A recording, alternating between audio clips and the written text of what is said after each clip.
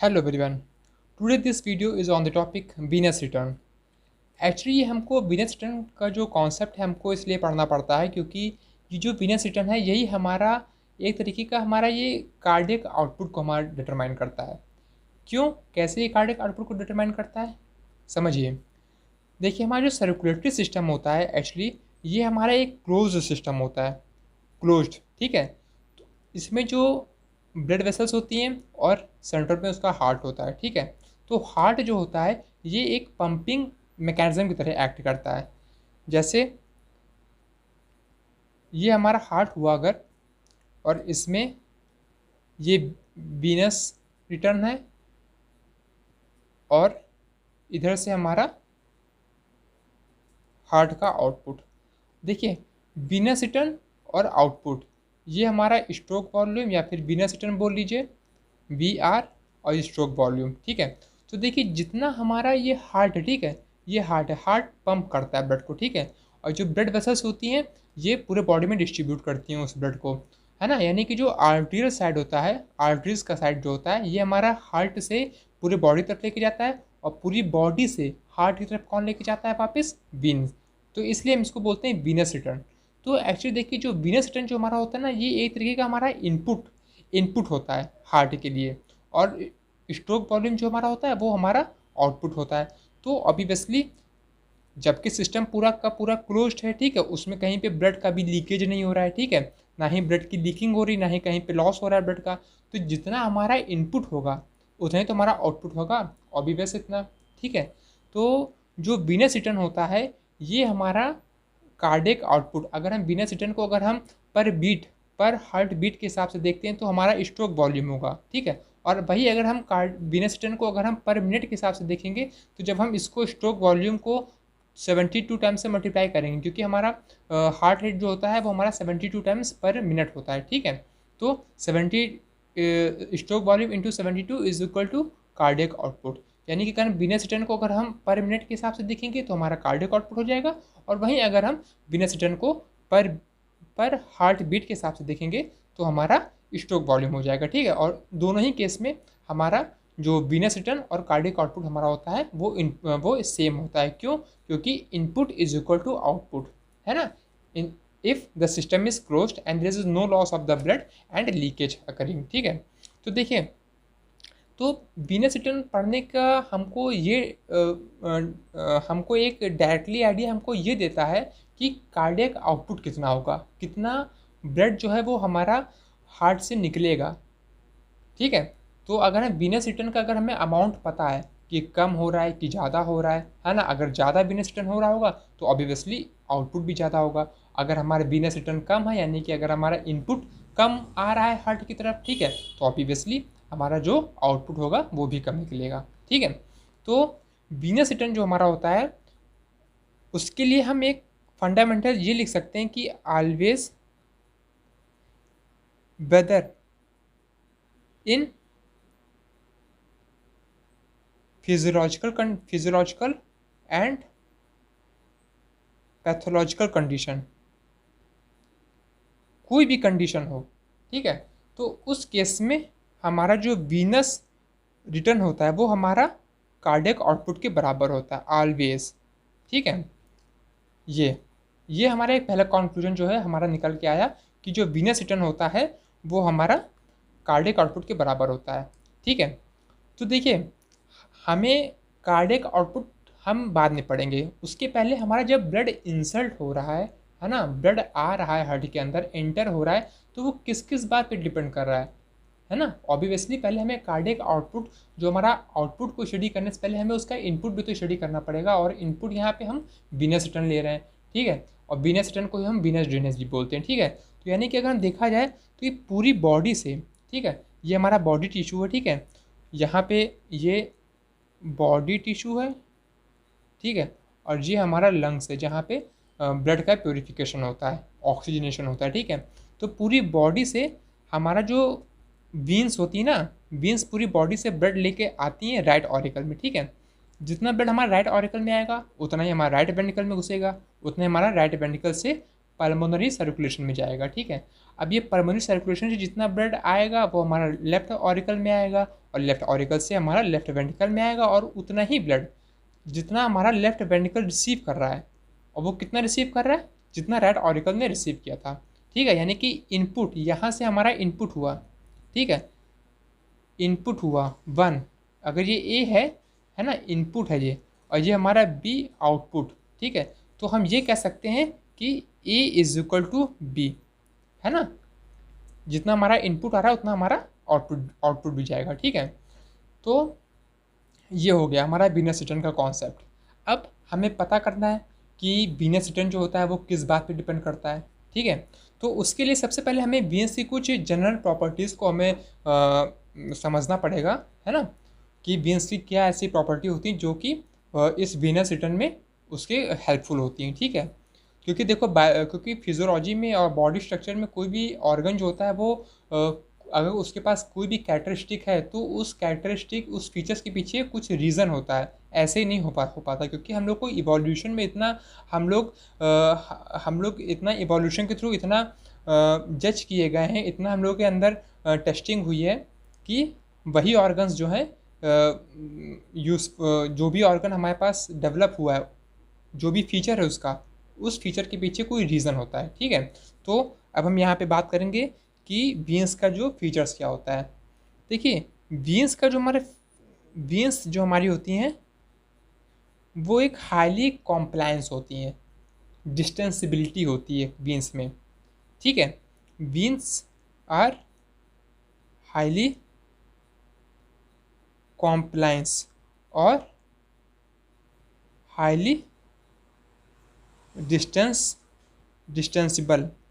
ठीक है, वीन्स जो होती है हमारी हाईली कॉम्प्लायंस होती है और हाईली डिस्टेंसिबल होती हैं। अब ये कॉम्प्लायंस क्या होता है, डिस्टेंसिबल तो आपको समझ में आ रहा है कि जितना कि मतलब फ्लेक्सिबल, काफ़ी फ्लेक्सिबल होती हैं। ठीक है, ये कॉम्प्लायंस जैसे आप ऐसे समझिए कि जैसे आप कोई बैलून होता है, ठीक है, बैलून में जब आप वाटर आप भरते जाओ, पानी आप उसमें भरते जाओ, तो बैलून जो है वो एक्सपैंड होता रहेगा, एक्सपैंड होता रहेगा, एक्सपैंड होता रहेगा, खूब उसका वॉल्यूम, खूब उसकी कैपेसिटी इतनी होगी, इतना उसका कैपेसिटेंस होगा कि वो एक्मोडेट करता रहेगा वाटर को। आप प्रैक्टिकल भी आप इसका घर पे करके देख सकते हैं, बैलून में आप पानी भरते जाइए, वो एक्सपैंड होता रहेगा, वो कभी भी रिक्वायर नहीं करेगा, कभी भी वो अपोजिशन नहीं क्रिएट करेगा। आप जो भी आप उसमें वाटर ऐड कर रहे हो उसके खिलाफ कभी भी उसमें अपोजिशन नहीं होगा, कभी भी रिक्वायरिंग नहीं होगी, है ना। तो यही बिहेवियर जो होता है, इस बिहेवियर को हम डिस्टेंसिबल भी बोलते हैं और फिजियोलॉजिकल टर्म में हम इसको कॉम्प्लायंस बोलते हैं। ठीक है, तो कॉम्प्लायंस जो हमारा होता है वीन्स का हाईली होता है और आर्टरीज का उसी के अपोजिट होता है। आर्टरीज का यानी कि कॉम्प्लायंस जो है बहुत कम होता है, उनमें इलास्टिसिटी की प्रॉपर्टी ज़्यादा होती है। जैसे इसको हम जनरलाइज अगर हम देखें, compliance is inversely proportion to elasticity. ठीक है, ये है हमारा इलास्टिसिटी जो हमारी प्रॉपर्टी किसकी होती है, प्रॉपर्टी ऑफ आर्टरीज, है ना, और कॉम्प्लायंस किसकी प्रॉपर्टी होती है, वीन्स की प्रॉपर्टी होती है। ठीक है, अब कैसे, देखिए, इलास्टिसिटी जो हमारी होती है वो एक्चुअली रिकॉइलिंग फोर्स होता है ना। जैसे आप कोई रबड़ है, रबड़ बैंड है, ठीक है, रबड़ बैंड को आप स्ट्रेच करो रबड़ बैंड को, तो आप देखोगे कि उसमें रिकॉइलिंग प्रॉपर्टी रिकॉइल होता है। जैसे आप उसमें डिफॉर्मिंग फोर्स हटाओगे, जैसे आप उसमें एक्सटर्नल फोर्स हटाओगे, वो रबड़ बैंड को रिकॉइल करने की कोशिश करेगा। ठीक है, मगर जब आप बैलून में अगर आप डालते रहो पानी, डालते रहो, तभी वो एक्सपैंड करता रहेगा, रिकॉइल कभी नहीं करेगा, है ना। तो इसमें जो है इलास्टिसिटी आर्टरीज में क्यों आती है, देखिए, ये हमारी आर्टरीज है, क्योंकि इसमें हमें पता है कि आर्टरीज या वीन्स जो भी हों वो 3 लेयर से बनी होती हैं, टूनिका एक्सटर्नल, टूनिका मीडियम और टूनिका इंटरनल। ठीक है, तो जो टूनिका मीडियल वाला जो पार्ट होता है, मीडियम, ठीक है, वो हमारी स्मूथ मसल से बना होता है। आर्टरीज में ये हाईली स्मूथ मसल्स से बना होता है, और हमें पता है कि भाई मसल्स में कॉन्टैक्टिलिटी है की प्रॉपर्टी होती है, तो यही कॉन्टैक्टिलिटी इसको रिक्वायरिंग इलास्टिसिटी का फीचर्स देती हैं आर्टरीज को, है ना, कि जैसे आप अगर उसमें कुछ चीज़ भरते रहोगे हैं तो फिर वो प्रेस करेगी, वो अपने शेप को रीगेन करने की कोशिश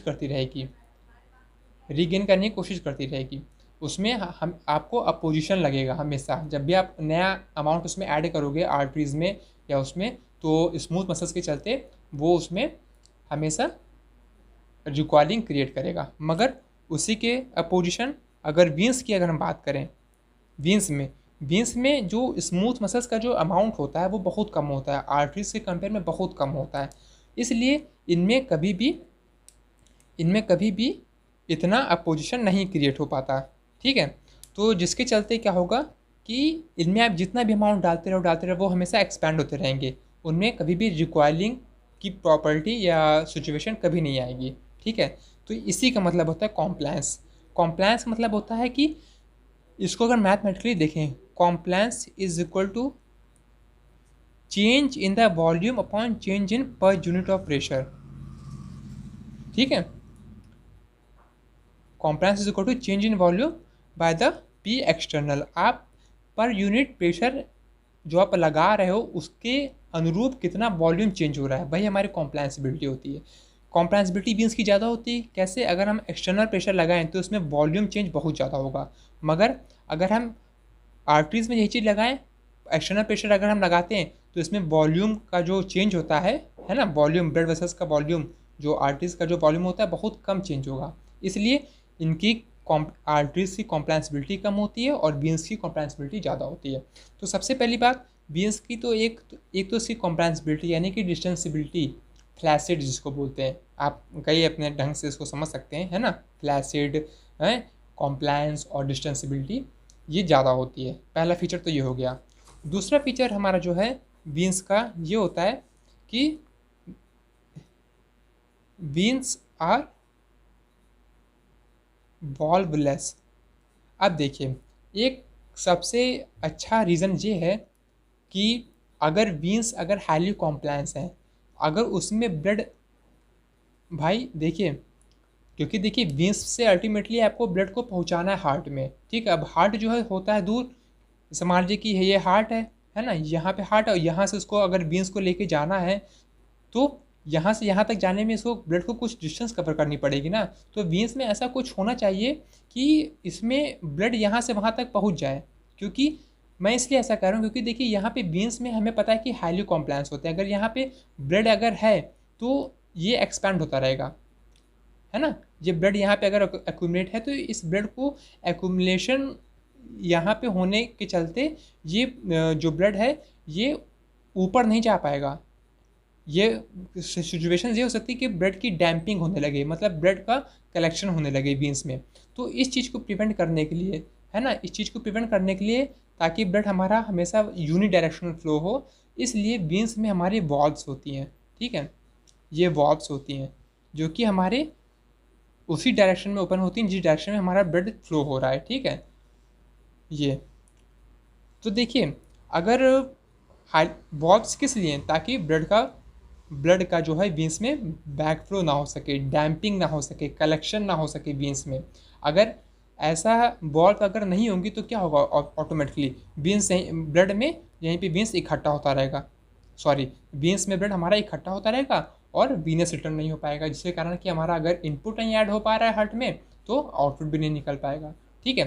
तो इसी दोनों के मद्देनजर रखते वॉल्वलेस और कॉम्प्लायंस, इन दोनों के फीचर्स को ध्यान में रखते हुए हम जो है प्रॉपर्टी अब हम पढ़ेंगे कि किस फैक्टर्स पे हमारा जो वीनस रिटर्न डिपेंड करता है, ठीक है। Factors on which venous return depends, ठीक है। सबसे पहला फैक्टर्स देखिए, सबसे पहला फैक्टर्स हमारा ये होता है कि contraction in the muscles, specially skeletal muscles. देखिए, हमारी जो मसल्स होती हैं, है ना, मसल्स जो हमारी होती हैं कुछ इस तरह की हमारी होती हैं मसल्स, ठीक है।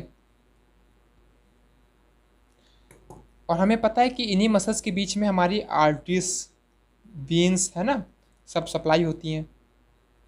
ठीक है, तो जैसे लेट अस थिंक, अगर ये मसल्स है और यहाँ पे हमारा हार्ट है, right auricle, right ventricle, left auricle and left ventricles. ठीक है, यहाँ पे इसका वीनस ड्रेनेज हुआ, ये वापस इधर गया और ये वापस यहाँ से होके वापस यहाँ पे आ गया। ठीक है, देखिए अगर हम कॉन्ट्रैक्शन इन मसल्स करते हैं, स्केलेटल मसल्स में अगर हम कॉन्ट्रैक्शन क्रिएट करते हैं, तो ये जो स्केलेटल मसल्स में जो कॉन्ट्रैक्शन होगा, जब मसल्स हमारी आपस में पास आएगी, कॉन्ट्रैक्शन होगा, तो इनके बीच में मौजूद जो हमारे ब्लड वेसल्स हैं, ठीक है, इनके बीच में मौजूद जो हमारे ब्लड वेसल्स हैं उनमें कंप्रेशन होगा, उनमें वेन्स भी हैं और आर्टरीज भी हैं। ठीक है, तो वेन्स में जब हमारा कंप्रेशन होगा, ठीक है, तो ये उनमें एक अप थ्रस्ट क्रिएट करेगा, ब्लड को अपलिफ्ट करेगा। भाई पाइप है, पाइप एक है, ठीक है, अगर आप उसके निचले हिस्से में अगर आप प्रेस करते हो तो ब्लड का वॉल्यूम ऊपर की तरफ बढ़ता है। ठीक है, तो उसी तरह जैसे मान लीजिए अगर हमारा स्केलेटल मसल्स में अगर कॉन्ट्रैक्शन हो रहा है, ठीक है, तो वेन्स में कंप्रेशन होगा। अब जैसे वेन्स में कंप्रेशन होगा, ठीक है, तो ये ब्लड इसको पुश करेगा यहाँ पे फॉरवर्ड डायरेक्शन में। ठीक है, अब जबकि यहाँ पे वॉल्व्स प्रेजेंट हैं, वॉल्व, ठीक है, तो इनमें बैक फ्लो तो हो नहीं सकता। तो अगर एक भी अगर कोई भी अप थ्रस्टिंग फॉरवर्डिंग फोर्स अगर वेन्स की वेसल्स में लग गया, तो वो हमेशा जो फोर्स होगा वो फोर्स उस अमाउंट ऑफ ब्लड को जब तक राइट ऑरिकल में नहीं पहुंचा देगा तब तक वो स्टॉप नहीं होगा, यानी कि बैक फ्लो तो हो नहीं सकता ब्लड का। ठीक है, तो सबसे पहला जो है हमारा कॉन्ट्रैक्शन इन स्मूथ मसल्स। ठीक है, और दूसरा देखिए हमारी बॉडी में सिंपैथेटिक सिस्टम होता है। ठीक है, सिंपैथेटिक सिस्टम जब हमारा होता है तो हमें पता है कि सिंपैथेटिक जो नर्व होती हैं, सिंपैथेटिक, इसको मैं इधर से दिखाता हूँ, ये हमारी वेन्स हैं। ठीक है,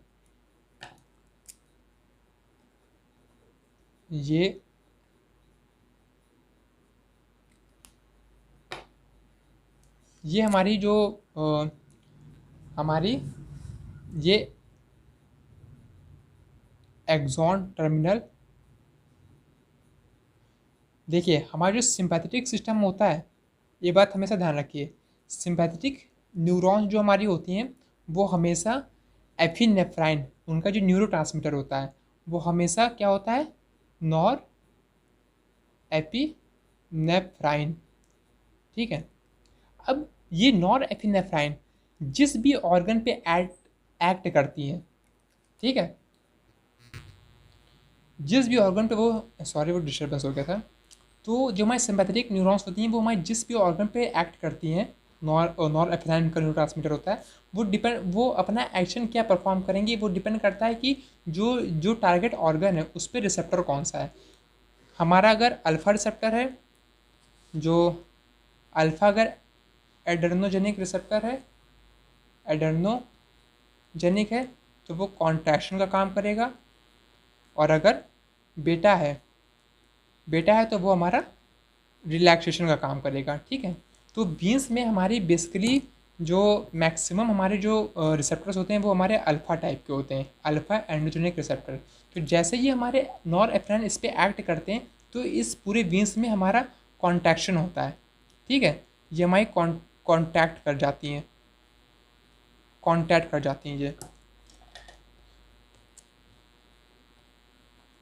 ये कॉन्टैक्ट कर जाती हैं। अब जबकि ये वॉल्यूम इनका डिक्रीज़ हुआ तो इनमें मौजूद जो हमारा ब्लड होता है उनमें एक फोर्स लग रहा है ना, फोर्स लगेगा, और जैसे ही फोर्स लगेगा तो ये फॉरवर्ड शिफ्टिंग जो है ब्लड की शुरू हो जाएगी, और ये जब तक नहीं रुकेगी जब तक ये राइट ऑरिकल में जाके इंसर्ट नहीं हो जाते। ठीक है, एक तो हमारा ये हो गया।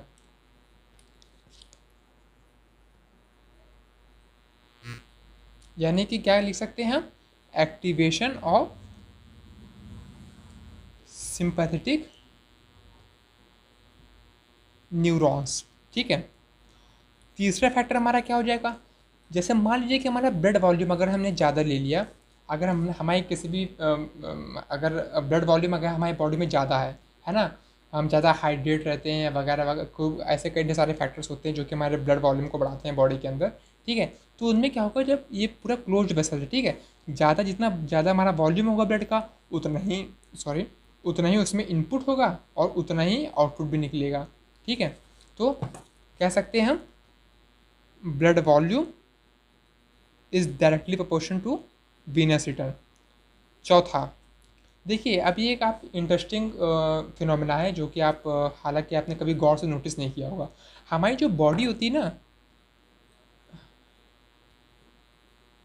ये फंक्शनल डायग्राम है, बस मैं समझाने के लिए बना रहा हूँ। ये देखिए, जब हम रेस्पायरेशन जब हम करते हैं, ब्रीथिंग जब हम करते हैं, तो हम उसमें इनहेल करते हैं, एक्सहेल करते हैं। ये हमारा डायफ्रैग्म हो गया, ठीक है, ये डायफ्रैग्म हो गया, और यहाँ पे हमारे इंटरनल कोस्टल मसल्स हो गए, ठीक है। तो जब हम इनहेल करते हैं, है ना, हमारा ये हार्ट यहाँ पे है, ठीक है, ये हार्ट हमारा यहाँ पे, यहाँ से इसका ड्रेनेज होना है, ठीक है, एब्डोमिनल रीजन, और ये थोरैसिक, ऊपर वाला थोरैसिक रीजन हो गया, नीचे वाला एब्डोमिनल रीजन हो गया, ठीक है। तो जैसे ये है, देखिए जब हम इनहेल करते हैं, ड्यूरिंग इनहेल, ठीक है,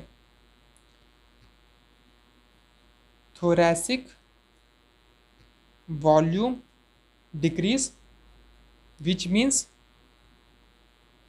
pressure, thoracic volume increase, sorry, which means pressure decrease, है ना। और इसी के कॉन्टेस्ट, अगर थोरैसिक वॉल्यूम अगर हमारा डिक्रीज हो रहा है, इंक्रीज हो रहा है ना, तो हमारा थोरैसिक वॉल्यूम जब हमारा इंक्रीज होता है, तो उसी के कॉन्टेस्ट हमारा एब्डोमिनल वॉल्यूम जो है, ठीक है, वो हमारा डिक्रीज़ होता है। तो यानी कि इसका जो प्रेशर होगा एब्डोमिनल का, वो बढ़ेगा। तो देखिए इतने हिस्से में जब हम इन्हिलेशन करते हैं, ठीक है, इन्हिलेशन करते हैं, तो जो एब्डोमिनल रीजन होता है वो उसमें कंप्रेशन आता है, उसका वॉल्यूम डिक्रीज़ होता है। जब वॉल्यूम डिक्रीज़ होगा तो वीन्स में, जो वीन्स यहाँ पे मौजूद होती हैं एब्डोमिनल रीजन की, उनमें कंप्रेसिंग होगी, और जैसे कंप्रेसिंग होगी हमारा एक फोर्स जनरेट हो जाएगा, एक्ट होगा वीन्स के ऊपर, जो कि ब्लड के फ्लो को बढ़ाना शुरू कर देगा, है ना, ऊपर की तरफ, high pressure to low pressure area, ठीक है। तो हम कह सकते हैं कि ड्यूरिंग इनहेलेशन एंड एक्सहेलेशन, ठीक है, सबसे पहला contraction in smooth muscles, activation of the sympathetic neurons, blood volume and during inhalation और एक्सहेलेशन, ठीक है। और दूसरा, पांचवा हमारा कौन सा फैक्टर हो जाता है, पांचवा फैक्टर हमारा आता है एक राइट ऑरिकल प्रेशर का। इसका ग्राफ भी जो कि काफ़ी इंपॉर्टेंट है, इसको यहाँ पे नेक्स्ट पेज में समझते हैं। देखिए हमारा जो हार्ट होता है, right auricle, right ventricle, left auricle and left ventricle. देखिए जो हमारा जो वीनस ड्रेनेज होता है, जो कि राइट ऑरिकल में हमारा सीधे ब्लड जाके इंसर्ट होता है, ठीक है, ये इस बात, उस वीनस रिटर्न जो हमारा होता है, ये इस बात पे भी डिपेंड करता है कि राइट ऑरिकल का प्रेशर कितना है। अगर देखिए ये काफ़ी कॉमन सी बात है, अगर राइट ऑरिकल में अगर ब्लड वॉल्यूम अगर हमारा ज़्यादा होगा, इसका प्रेशर ज़्यादा होगा, फीलिंग प्रेशर, इसको हम बोलेंगे right auricle filling pressure, right auricle filling pressure. अगर ये ज़्यादा होगा तो ऑब्वियसली ये आने वाले ब्लड को और इंटर नहीं होने देगा, जिसके कारण कि ये back flow of the blood शुरू हो जाएगा, यानी कि यहाँ पे ब्लड अब आगे मूव नहीं करेगा, ठीक है। तो हम ये कह सकते हैं इस कंक्लूजन से कि जो राइट ऑरिकल प्रेशर होगा वो इन्वर्सली प्रोपोर्शनल होगा वीनस रिटर्न के, ठीक है। एक ये हमारा हो गया पहला factor, contraction of the muscles, veins को प्रेस करेंगी तो हमारा फॉरवर्ड मोशन ब्लड का शुरू हो जाएगा वीन्स के अंदर। Activation of sympathetic neurons, alpha receptor होते हैं वीन्स पे, नॉर एपिनेफ्राइन आएगा, उस पर वीन्स में कॉन्ट्रैक्शन क्रिएट करेगा और ब्लड का फॉरवर्ड मोशन शुरू हो जाएगा। ब्लड वॉल्यूम, अगर ब्लड हमारा ज़्यादा होगा पूरे क्लोज सिस्टम में, तो ऑब्वियसली ब्लड ज़्यादा इंटर होगा तो ज़्यादा वीनस रिटर्न होगा, ठीक है, during inhalation and exhalation. Basically ये यहाँ पे प्रेशर का जो है प्रेशर के इफेक्ट से वीन्स का जो है वीन्स में ब्लड का फ्लो होता है। और पचवा हमारा फिफ्थ वाला part, right auricle pressure. Right auricle pressure means अगर जितना हमारा इसमें फीलिंग प्रेशर होगा, जैसे मान लीजिए कि अगर कार्डियक फेलर अगर हो गया, इस वाले साइड में कार्डियक फेलर हो गया, ठीक है, तो यानी कि इसमें क्या होगा, ये वाला साइड जो है राइट ऑरिकल या राइट वेंट्रिकल पंप नहीं करेगा। जब पंप नहीं करेगा तो यहाँ पे ब्लड का एक्यूमुलेशन होता रहेगा। जब एक्यूमुलेशन होगा ब्लड का, तो ये जो है ब्लड का यहाँ पे फर्दर एंट्री नहीं हो पाएगी, जिसके कारण कि हमारा ब्लड का फ्लो नहीं हो पाएगा फॉरवर्ड, और इसी में ये वेन्स में ब्लड का कलेक्शन होता रहेगा, ब्लड का कलेक्शन होता रहेगा और ब्लड की डैम्पिंग या फिर कलेक्शन, और यही हमारा बर्थ देता है वेन्स वेरिकोस को, ठीक है, जिसमें वेन्स की है बल्जिंग होने लगती है, उभरा उभरा आने लगता है, ठीक है। तो देखिए ये हमारे कुछ फैक्टर्स होते हैं जिस पे वीनस रिटर्न हमारा डिपेंड करता है ना। तो अब देखिए सबसे मोस्ट इंपॉर्टेंट पार्ट जो है, अगर हम इस राइट ऑरिकल प्रेशर और वीनस रिटर्न का अगर हम ग्राफ देखें, ये ग्राफ काफ़ी इंपॉर्टेंट है ना, इसको समझना है। वीनस रिटर्न और यहाँ पे प्रेशर, राइट ऑरिकल प्रेशर 0, -1, -2, -3, +1, +2, 3, +4, ये राइट ऑरिकल प्रेशर जो है वो हमारा mmHg में है, ठीक है। इसका जो ग्राफ होता है ये बेसिकली कुछ ऐसा होता है हमारा, कुछ ऐसा होता है। देखिए ये हमारा प्रेशर जो है यहाँ पे 0 है और इसके लेफ्ट हैंड साइड पे निगेटिव प्रेशर है और राइट हैंड साइड पे पॉजिटिव प्रेशर है, ठीक है। तो देखिए ये ग्राफ इसका जो शेप है ये ऐसा क्यों है, देखिए 0 के अगर करस्पॉन्डिंग अगर आप देखेंगे तो यहाँ से ग्राफ का चेंज डिसाइड होता है कि ग्राफ कांस्टेंट होगा कि डिक्रीज होगा। अगर हम प्रेशर बढ़ा रहे हैं, राइट ऑरिकल का अगर हम प्रेशर बढ़ा रहे हैं तो वीनस रिटर्न जो है कम हो रहा है। कैसे, अगर आप इसमें प्रेशर बढ़ाते रहोगे तो जो वीनस रिटर्न होगा वो ब्लड जो है कहाँ एंटर हो पाएगा, अब उसके लिए जगह ही नहीं बची, तो वीनस रिटर्न जो है कम होने लगेगा अगर हम राइट ऑरिकल प्रेशर बढ़ाते हैं। उसी के अपोजिट अगर हम बात करें दूसरी सिचुएशन, अगर हम राइट ऑरिकल प्रेशर का अगर हम निगेटिव प्रेशर अगर हम क्रिएट करते हैं, जो कि प्रैक्टिकली पॉसिबल नहीं है ना, निगेटिव प्रेशर अगर हम क्रिएट करते हैं तो देखेंगे आप कि ब्लड जो है वो वीनस रिटर्न कांस्टेंट हमारा हो गया। कांस्टेंट क्यों हो गया, हर प्रेशर पे ये कांस्टेंट इसलिए हो गया क्योंकि जब आप निगेटिव प्रेशर किस में क्रिएट कर रहे हो तो एक तरीके से आप सक्शन प्रेशर मतलब सकिंग प्रेशर जो है वो क्रिएट कर रहे हो, ठीक है। जब इसमें सकिंग प्रेशर जब क्रिएट होगा तो वेन्स की जो कोलैप्सिंग की टेंडेंसी जो है वो बढ़ जाएगी। जब आप किसी चीज़ में सक करोगे तो उस ट्यूब में अगर आप सक करोगे तो ट्यूब की कोलैप्सिंग टेंडेंसी जो है वो बढ़ने लगेगी, ठीक है। तो उसके चलते जो है वो वीनस रिटर्न हमारा we have complete our this part that is venous return, and in the subsequent lecture or video we will going to discuss about cardiac output, and if you face any kind of doubt regarding to this video, please ask in my comment section, and please do like, subscribe my channel. Thank you.